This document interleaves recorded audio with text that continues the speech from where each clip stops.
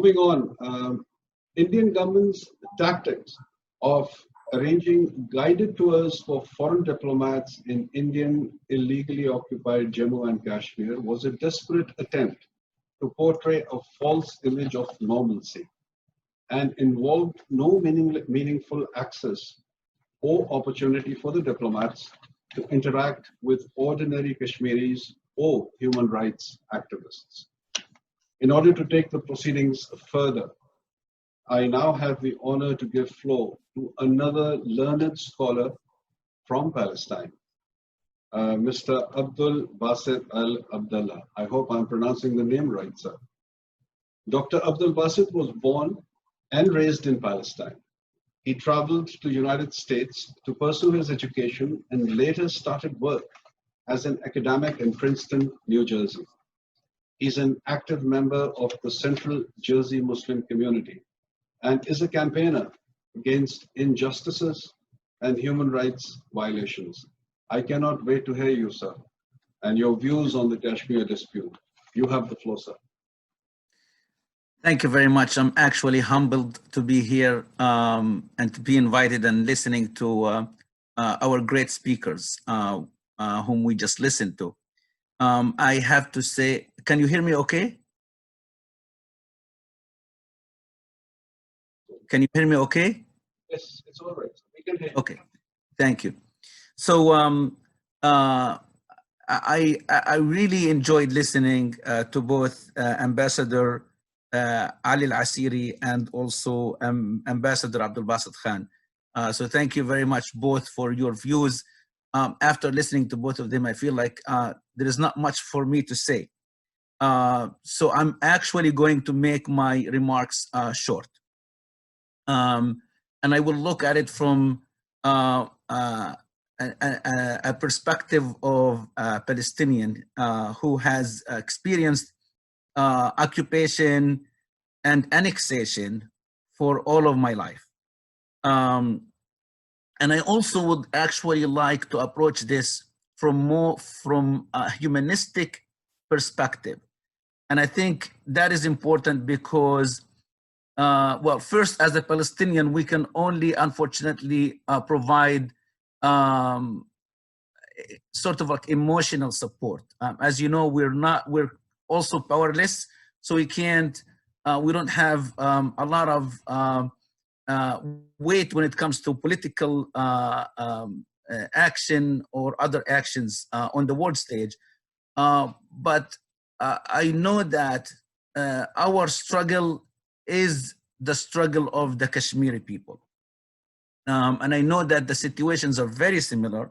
And that's why recently we have seen strong cooperation between the Indian government and the Israeli government. And one of the reasons for that, I believe, is because the Indian government sees that what Israel has been successful in doing, a way for them to justify what they are doing. So I'm going to start with this. Since I live in America, of course, I am also very much affected by the American struggle for justice, especially within the African American community. So Martin Luther King Jr. Said something that's very interesting in his 1963 letter from the Birmingham jail, where he said, "Injustice anywhere is a threat to justice everywhere." So I'm going to repeat this. Injustice anywhere is a threat to justice everywhere. And then he said, "We are caught in an inescapable network of mutuality, tied in a single garment of destiny. Whatever affects one directly affects all indirectly." So this can't, to me, it's so true nowadays in what we're seeing happening in this world. And also, you know, when he said it, the world was segmented. So the African American struggle was just by itself, and most of the world did not even know about it. You know, the Palestinian struggle was there by itself. You know, the Kashmir struggle was there by itself. But now, since we live in a very interconnected world, and also since the word opinion does matter a lot nowadays, I think it's very important for us to, whenever we talk about this particular issue, that we also draw the attention of the world from this perspective, that if we allow injustice to happen somewhere, then we ourselves will be under threat. So, you know, I'm fortunate to be living in the United States and to be protected by many of the laws in this country that protect me as a citizen. But at the same time, I also know that if I accept injustice to another group, I'm also accepting it to myself, but maybe later on. So it's very important, as I said, for us to draw that, that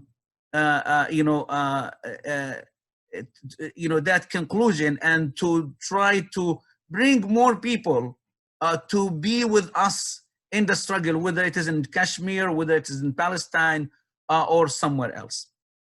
So last thing what I want to say is that I actually was born in 1967, and I was born when Israel was invading the Gaza Strip. That's where I lived before I moved to the United States. And then I've seen everything that has happened since then. And you can see, like, the West Bank in particular has been transformed from mainly a Palestinian territory to almost an Israeli territory now. And one of the reasons that that the Israelis have been successful in doing that is that the world community has been silent, and even whatever they did has not been enough. You know, yes, I acknowledge that many countries in the world have tried to stand with the Palestinians and stop the injustices, but the fact that we have reached this point where at this, any moment now, Israel can declare the annexation of the West Bank and also justify it by the fact that so many of them live in the West Bank and they cannot leave. I believe we have reached this point because, or due to, a failure on the world community in acting much sooner to stopping what has happened in Palestine. And I hope that we actually will wake up and we will not allow the same to happen in Kashmir. So what we're seeing happening now and being done by India has all been done by Israel throughout the 50 or 60 years that have passed. And as I said, the reason we're seeing India doing that now is because they feel that Israel has succeeded, and to get closer to Israel in their relations and their actions and so on, they need to get some support from, at least, like, to say that we're not doing something new. We're doing something that was done by someone else and was actually, to some extent, accepted by many countries in the world.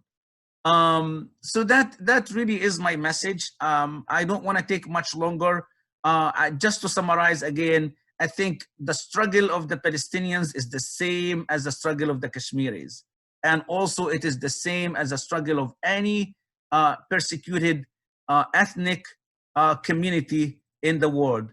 And when we stand with one of those ethnic groups, when we stand for justice in one place in this world, we're actually standing for justice for ourselves. And we are also protecting our own freedoms, whether we live in a very secured and a very stable country, or a country that already has problems. Again, thank you very much, and I really appreciate being here. I'll pass back the microphone, and I'll be glad to respond to any question later on. Thank you, sir. It's been very heartening hearing you, particularly your point on this growing nexus that both India and Israel have developed over the past years.